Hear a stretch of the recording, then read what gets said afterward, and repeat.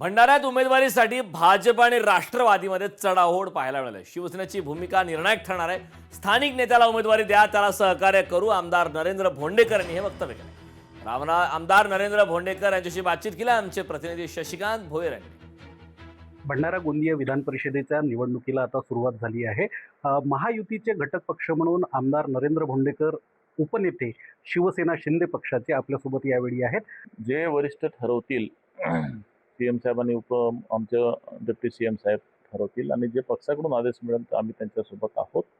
फक्त एकच विनंती आहे की ह्या जर महायुतीचा जर उमेदवार ठरवत असताना हा बाहेर जिल्ह्याचा नसावा, कारण हा भंडारा आणि गोंदियाच्या निवडणुकी आहे ही, आणि भंडारा गोंदियामधूनच उमेदवार द्यायला पाहिजे आणि तो पण संयमी, जो सगळ्या तिन्ही पक्षाला घेऊन चालणारा उमेदवार असेल आणि महायुतीला पोषक असणारा उमेदवार असेल. कारण निवडणूकपर्यंत चांगलं राहतात आणि जेव्हा निवडणूक गेली की मग ते आपलं दाखवतात.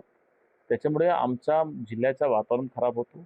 असं होऊ नये म्हणून संयमी उमेदवार तिन्ही पक्षांनी मिळून जर दिलं तर नक्कीच आमचं 100% त्यांना पाठिंबा राहील. निश्चितच यावेळी 433 मतदारांपैकी शिवसेनेचा मतदार आकडा जरी छोटा असला तरीही तो निर्णायक असणार आहे, असे चित्र सध्या भंडारा विधान परिषदेच्या निवडणुकीत दिसून येत आहे.